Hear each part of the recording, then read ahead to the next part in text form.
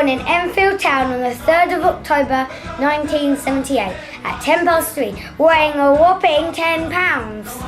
His mum knew it was not going to be long before fame found its way to her little boy. And sure enough, by the age of 7, he had already starred in his first blockbuster movie. We're gonna bring the cup back home to White Hart Lane.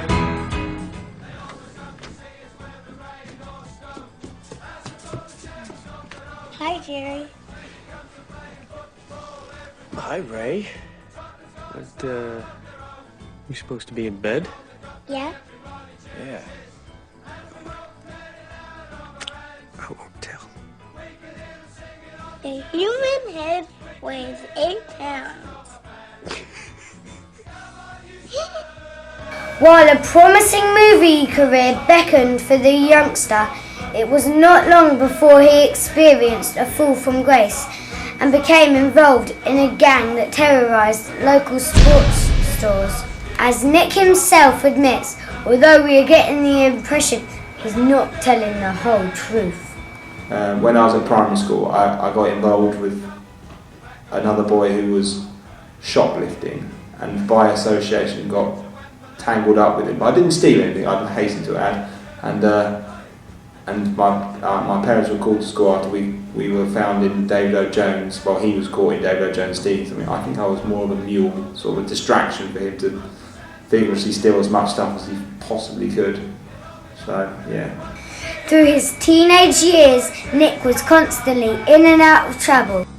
None more so than the infamous trip in 1999 to the Norfolk Broads, where armed police boarded the barge after he lost an eyebrow. Some people's identities have been protected in order to tell this story. Said it'd never be talked of again. No names would be named. It was just one eyebrow and a simple Bic razor. It was moisturising, I remember it. As he woke, one eye open first. The foam on the back of his hands as he wiped it across his brow. The look on his face as he saw P.C. Smith from the Norfolk Constabulary with his gun. So Nick wakes up, realising one of 9 of his closest friends has shaved his eyebrow. He goes mad. But we were dealing with our own demons. Ben had been shooting ducks earlier in the day, and before we know it, the armed police have arrived. And just as Nick wakes up, they're leaving. We're sweet. And he demands they come back to arrest the that shaved his eyebrows.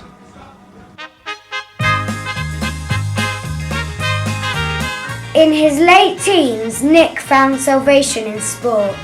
As life went by, Nick's football career was to blossom, peaking in 2005 when he finally took over as manager of Darrington Rafa Football Club.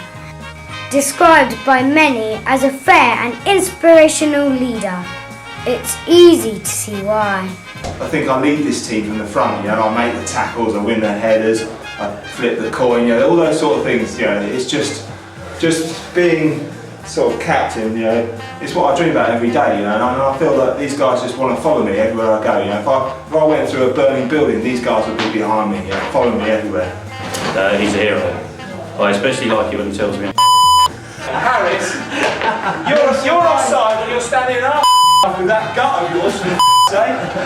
Lose some weight, do some running, and perhaps try scoring, you useless. If it wasn't for him, I'd probably be shocking. It's bloody awful, honestly, absolutely shocking.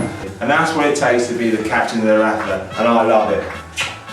Nick's greatest moment came when he led the blue and white diamonds of the Darrington Rafa to win the Ernie Walmsley Cup in 2004, the club's first trophy in over 3 decades. It sent the little town of Darrington into a frenzy and made Nick a local celebrity. The football world was standing up, and suddenly some of the game's greats were talking about Nick Warren. having said that, I would like him here. I do like him, and he's a terrific player. I think his best's got to come. He's a remarkably nice young man, as you well know. He gets his priorities wrong occasionally, but they've been put right very, very quickly here. His off-the-field activities, I think he'll have to curtail. Nick's sporting prowess doesn't just start and end with football. Recently, he has taken golf more seriously. And as Dale Harris reports, he is making quite an impact on the game. So, after a stunning football career, Nick is really making an impact in the world of golf. It's hard to know where to really begin. There's obviously the exploding golf ball. There was a time when he chipped his ball into his own bag, which incidentally was at right angle to where he was aiming. But the thing that really stands out for me was we were playing golf, and it was on a par 3. He topped his tee shot, probably about 10 yards, so we waited for him to play on. Obviously, you know, I was on the green. And just walking behind him on the public footpath were a group of chavs. So Nick addressed his ball, gets to the top of his backswing, and just at the very top, the chav shouts, "4!" To which Nick loses all concentration, comes down, hacks a divot, you know, bigger than this picture of me, probably about the size of a dinner plate, and his ball goes about 2 yards. To which he turns round and goes to the chav, "What'd you do that for?" The chav honestly replies, "Well, I was telling a phone number to my friend." To which Nick starts chasing him with his club in the air until they'd run off. I think he made a triple bogey on that hole. At the end of 2004, the groom's sporting career was to take a backward step. Early in the year, he battled alcoholism. But in December of that year, he realised his true calling when he met a certain lady named Maddie Bonner, who was to become his dream. I've been really trying, baby, trying to hold back this feeling for so long. And if you feel like I feel, baby, then come on. Oh, come on. Woo.